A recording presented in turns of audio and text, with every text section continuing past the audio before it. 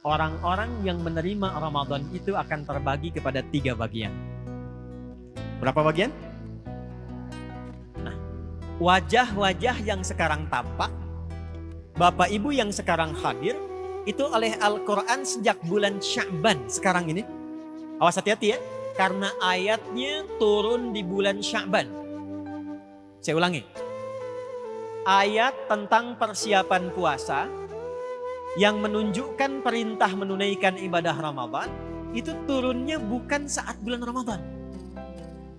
Turunnya di bulan Sya'ban di tahun kedua Hijrah di hari Senin. Saya ulang ya. Harinya hari apa? Bulannya bulan apa? Tahunnya tahun keberapa? 2. Jadi 2 tahun Nabi berada di Madinah. Turunlah kemudian ayat ini di hari Senin di bulan ke-8 di bulan Sya'ban. Dan ketika turun itu panggilan pembukanya langsung membagi orang Islam yang menyatakan beriman kepada 3 golongan. Nanti kita lihat kira-kira malam hari ini kita ada di posisi yang mana. Yuk kita cepat masuk. Sekarang izinkan saya langsung masuk ke intinya. 1. Quran surah kedua Al-Baqarah ayat 183. Paling kiri sebelah atas di mushaf. Perhatikan kalimatnya. A'udzubillahi minasyaitonirrajim. Bismillahirrahmanirrahim. Ya ayyuhalladzina amanu kutiba alaikumus kama kutiba alal ladzina min qablikum la'allakum. Baik. Sekarang fokus baik-baik. Ya harfun nida linida'il qarib wal mutawassit wal ba'id. Paham? Tidak. Ya huruf yang khusus digunakan untuk memanggil dengan 3 keadaan objek. Disebutkan sebanyak 361 kali dalam Al-Quran. Ada 14 huruf panggilan di dalam bahasa Arab. Ada A untuk yang dekat. Ada ya, ada ayah, ada wa, dan seterusnya. Tapi dalam Al-Quran dari 14 ini yang digunakan para ibu sekalian, para bapak, itu cuma 1 huruf. Yaitu ya. Dia digunakan untuk memanggil objek dengan 3 jarak. Perhatikan baik-baik. 1 linida'il qarib. Untuk memanggil objek dengan posisi yang dekat. Saya beri contoh, ini ada Pak Wahyani. Saya panggil, ya Sayyid Wahyani. Wahai Pak Wahyani. Karena dekat dengan saya panggil menggunakan ya. Ada jarak yang menengah dari sini.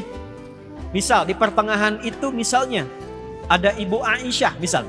Ada yang namanya Aisyah?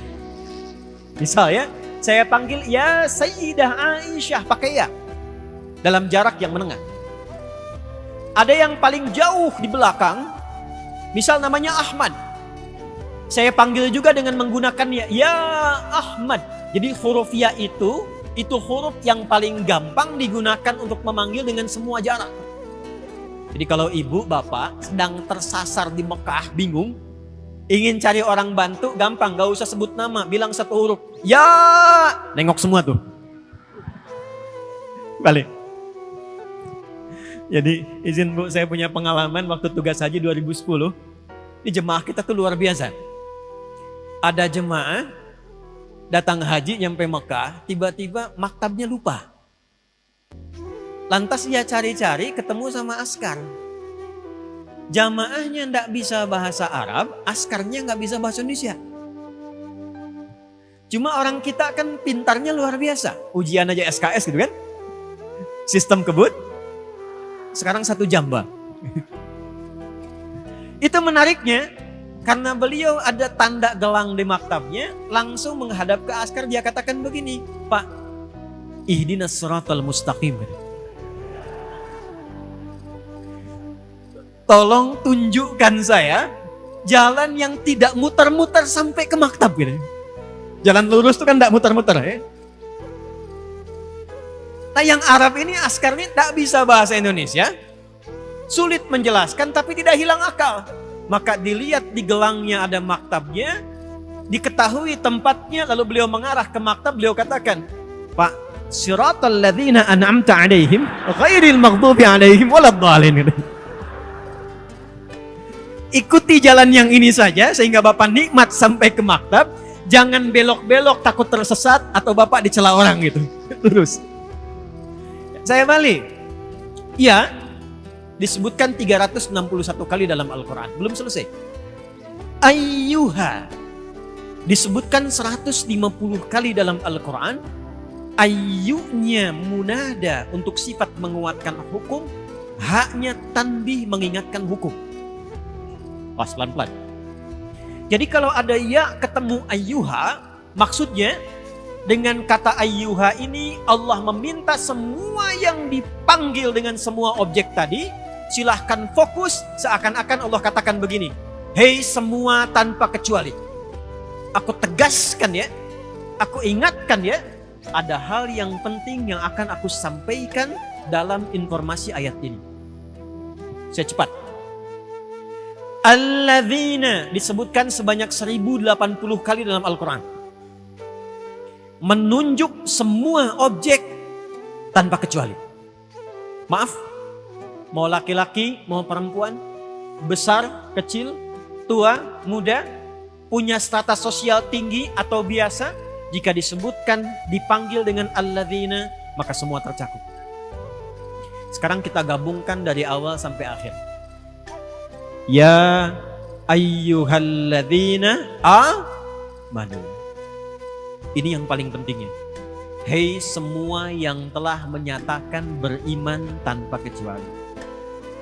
Aku tak peduli apakah kalian laki-laki atau perempuan, besar, kecil, kaya, cukup, punya jabatan, kedudukan atau tidak. Sepanjang kalian merasa punya iman, maka perhatikanlah. Aku tekankan ada informasi yang penting yang akan aku sampaikan. Apa kaitan dengan pertemuan kita? Saya mau tanya sebentar. Semua yang ada di sini merasa beriman atau tidak? Saya ulangi. Jawab yang tegas, kita beriman atau tidak? Ketika kita menyatakan beriman, kira-kira ayat ini berlaku untuk kita atau tidak? Sekarang perhatikan. Ketika kalimat iman dibuka dengan kata ya di dalam Al-Quran, artinya Allah sekaligus memanggil dan membagi pemilik iman itu kepada 3 bagian. Lihat kaitannya. Ya ayyuhalladzina amanu, hei semua yang merasa beriman tanpa kecuali. Yang pemilik iman itu tingkatan imannya beda-beda, terdiri dari 3 golongan utama. 1. Linida'il qarib. Ada yang imannya begitu kuat. Saya ulangi. Ada yang imannya begitu kuat. Bahkan sebelum dipanggil dia sudah siap-siap. 2. Ada yang imannya standar tengah-tengah. Kuat tidak, belum sampai, lemah juga tidak. 3. Saya agak cepat. Ada yang imannya kualitas lemah. Sudah diingatkan, sudah sampai, masih belum ingat. Perhatikan baik-baik. Ya ayyuhalladzina amanu. Aku tidak peduli kata Allah. Sepanjang dia merasa punya iman, maka yang lemah imannya dengan informasi ini akan dinaikkan menjadi kuat. Yang menengah akan semakin dekat. Dan yang kuat akan semakin lekat dengan Allah Subhanahu wa ta'ala. Jadi Allah buka keterangan tentang Ramadan di bulan Sya'ban. 1, membagi keadaan iman kita, sekaligus yang kedua memberikan berita penting. Ramadan bisa mengangkat derajat keimanan seseorang yang jauh dari Allah pun seketika bisa menjadi dekat ketika ia memanfaatkan Ramadan dengan baik. Yuk sekarang kita ilustrasikan ya. Bapak Ibu sekalian, kalau pengen ngecek iman kita sekarang di kondisi lemah, menengah atau kuat, itu ada standarnya di Quran surah ke-8 ayat kedua. Saya ulang ya. Quran surah 8 Al-Anfal di ayat yang kedua, paling kanan sebelah atas di mushaf. Standar untuk mengecek kira-kira malam ini kita di posisi mana? Iman yang kuat, yang menengah, atau yang jauh? Innamal mu'minuna. Innama adatul hasri. Perhatikan.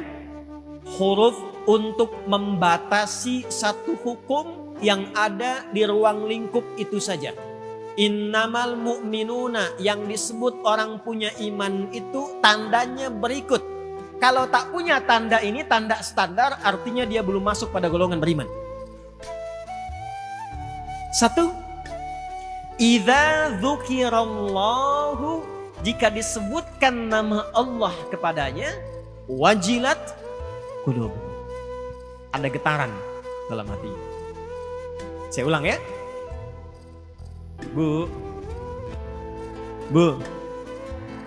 tanda pertama kalau diperdengarkan nama Allah itu ada konfirmasi getaran di hatinya.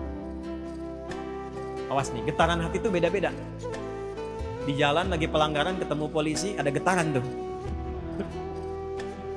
Tapi bukan getaran iman tuh. Ya, awas, hati-hati tuh. Ya. Awas, ada rasa orang tua kepada anak itu ada getaran. Apa yang membedakan getaran iman dengan getaran kemanusiaan? Perhatikan standarnya.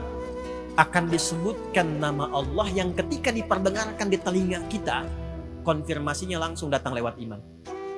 Telinga, bahasa Arabnya udhun. Jamaknya disebut adzan. Setiap hari 5 kali dalam pergantian waktu, itu nama Allah disebutkan dalam setiap pergantian waktu. Pagi baru bangun tidur disebutkan, siang disebutkan, ganti sore disebutkan, masuk menjelang malam, maghrib disebutkan, malam sebelum tidur disebutkan. Untuk mengecek, jangan-jangan kata Nabi, ada yang paginya yusbihu mu'mina, dia masih punya iman, wa yumsi kafira, ternyata sorenya hilang imannya. Diperdengarkan di telinga kita, bahasa Arabnya adzan.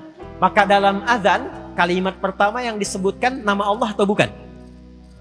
Allahu Akbar, Allahu Akbar. Begitu disebutkan ada getaran. Nah, saya mau tanya begini. Kalau adzan itu panggilannya panggilan untuk apa? Itulah sebabnya kenapa dalam Al-Quran sholat satu-satunya ibadah yang disebut dengan iman. Ada sholat, ada zakat, ada puasa, ada haji. Hanya sholat ibadah dalam Al-Quran yang namanya disebut dengan iman. Al-Baqarah ayat 143. Paling kiri sebelah bawah di mushaf. Lihat di ujungnya. Allah. Wa ma kana Allahu liyudhi'a imanakum. Kalau ada orang sholat dilakukan dengan imannya, tapi dia nggak tahu kiblat, maka karena imannya kepada Allah, dia menghadap dengan berkeyakinan dia menghadap kiblat. Kata Allah, imannya itu yang aku nilai sebagai sholatnya. Perhatikan. Dan kata sholat dalam Al-Quran itu menjadi pembuka kata yang disandingkan dengan iman. Jadi kalau teman-teman baca Quran, mencari kata iman pertama dalam Quran disandingkannya dengan sholat. Al-Baqarah ayat 3. Alladzina yu'minuna bil ghaibi wa yuqimunas. Ada orang-orang takwa yang cirinya dia punya iman konsisten. Pembuktian pertamanya dalam sholat. Maaf, jadi kalau pengen ngecek iman kita itu standarnya rendah, menengah, atau kuat, maka cek dalam sholat. Bagaimana cara ngecek dalam sholatnya? Inilah detailnya Al-Quran. Al-Baqarah ayat 238, paling kanan sebelah atas, pojok. Lihat kalimatnya. Hafizu alas salawati was salatil wusta wa qumu lillahi qanitin. Kata Allah, coba cek kira-kira orang yang muslim beriman itu tahu waktu sholat untuk menjaganya atau tidak? Yuk sebentar. Subuh besok jam berapa? Jangan lihat sini, nggak ada. 4:35, 4:24. Terjadi perbedaan pendapat waktu sholat subuh. Gimana ini ahli hisab nih? Ya, ini menunjukkan kita datang dari tempat yang berbeda-beda, ya. Baik, kita ambil yang standar, misal 4:35, 4:27. Tadi di Lanut 4:26 saya. Ambil 4:27 lah ya, izin Pak ya. 4:27, 4:35 komat beliau. Lihat, 4:37. Allahu Akbar, Allahu Akbar. 4:37. begitu dipanggil, saat dipanggil kita langsung sadar, ya Allah sudah azan, siap-siap sholat.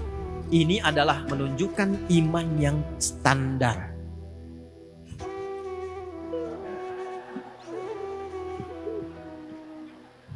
Belum kuat. Ingat, jadi kalau dipanggil, pas dipanggil sadar, itu imannya kata Allah standar. Izin Bu Rektor, di sini aktivitas jam berapa dimulai? Ya, jam 8. Kampus aktivitas kuliah dibuka jam 8. Mahasiswa datang jam 8. Standar tidak? Standar. Kalau Anda datang jam 6, itu artinya di atas standar. 4:27 azan, Allahu Akbar, Allahu Akbar. Ada orang yang bahkan siap-siap dari jam 3. Disebutkan di Quran, dia nunggu pemanasan dulu supaya subuhnya itu optimal. Dia tahajud dulu, dia istighfar dulu, dia tunggu sampai tiba waktu subuh. Itu yang tadi saya bacakan, rakaat kedua dalam salat Isya. Quran surah 51 ayat 15 sampai dengan ayat 18. Itu adalah tentang orang ahli surga yang masuk surga dari taman surga yang disifati oleh Allah sedang beraktivitas di bumi. Di antara cirinya, dia menyiapkan persiapan subuh, dia datang sebelum dipanggil. Itu iman yang tinggi. Jadi kalau 4:27 dipanggil Anda datang, itu standar. Jam 3 Anda siap-siap, di atas standar. Tapi kalau 4:27 dipanggil Anda baru sadar jam 7:42, nah itulah wajah-wajah iman terlemah itu. Ya. Nah, ketika ayat Ramadan ini dibuka dan turun, ini maksud saya, turunnya bulan Sya'ban dibuka dengan panggilan iman, diawali dengan kata ya, Allah itu maha tahu. Semua orang beriman tuh tingkat imannya nggak sama. Tadi aja sholat kan ada yang nunggu qomat dulu. Ya kan? Ya. Ini kan ibu pas mau kajian aja datang duluan. Coba kalau di luar kajian. Tuh. Tapi indahnya pembuka Quran itu, perhatikan kalimatnya. Kata Allah, Ramadan ini spesial. Karena ia bisa mengangkat iman yang paling rendah pun, itu bisa naik ke posisi tertinggi. Itulah kehebatannya Ramadan. Keunggulannya Ramadan. Ini yang menjadikan awal Ramadan itu menjadi berkah. Karena di awal Ramadan itu semua jenis rahmat Allah diturunkan, mencakup semua pemilik iman. Itulah sebabnya nanti Masjid Walidah ini pada saat malam pertama Ramadan, jangankan yang sering ke masjid, yang jarang ke masjid pun bisa saf pertama. Maaf, jangan simpulkan yang datang saf pertama gak pernah ke masjid ya. Tapi kalau gak percaya silahkan Bu. Yang gak pernah pegang mushaf, itu ibu-ibu malam Ramadan bisa tadarusan. Yang jarang sholat sunnah, itu Ramadan itu bahkan dikejar keadaan sunnahnya. Itulah indahnya Ramadan. Itulah indahnya Ramadan. Tapi siapa yang bisa mendapatkan itu? Ialah orang-orang yang memulai persiapan sejak Sya'bannya. Jadi kalau kita tidak tarhib dari bulan Sya'ban, vibes-nya gak akan dapat. Ya. Auranya tidak akan sampai. Itulah sebabnya hadis riwayat An-Nasa'i. Saya cepat. Nomor hadis 2357. Silakan dicek, saya sudah lihat. Riwayatnya dari sahabat Usama bin Zaid radhiyallahu taala anhu. Dikonfirmasi oleh Sayyidah Aisyah di Al-Bukhari, perhatikan kalimatnya. Qala ya Rasulullah, ya Rasulullah, lam araka tasumu syahra. Saya tidak pernah menyaksikan Anda menunaikan banyak puasa sunnah hampir dalam sebulan. Kama tasumu Sya'ban atau kama qala. Seperti Anda menunaikan puasa sunnah ini di bulan Sya'ban. Saya ulang ya. Hadis ini memberikan kesan Nabi itu bulan Sya'ban itu sudah tarhib untuk persiapan Ramadan. Anda bayangkan seorang Nabi istimewa, ada ayat turun memujinya, wa innaka la'ala khuluqin azim. Ada satu surat diturunkan menjamin surganya sebelum wafat, surah Al-Kautsar. dipuji oleh Allah dengan semua keluarganya, dipuji sahabatnya, dipuji umatnya. Nabi mulia ini masih persiapan menjelang Ramadan dari sejak Sya'ban. Ada yang mengaku umat Nabi Muhammad, tidak pernah ada ayat turun memujinya. Tidak ada satu ayat atau surat bahkan menjamin surganya. Tidak disebutkan keluarganya dalam Al-Quran. Bahkan dia mengaku muslim dan beriman, tidak memiliki persiapan sebelum datang Ramadan, sehingga ketika sampai Ramadan tidak siap dia untuk menjemputnya. Itu poin satu. Karena itu tolong malam hari ini silahkan dicek kira-kira berada di level mana keimanan kita dan seperti apa persiapan menuju Ramadan.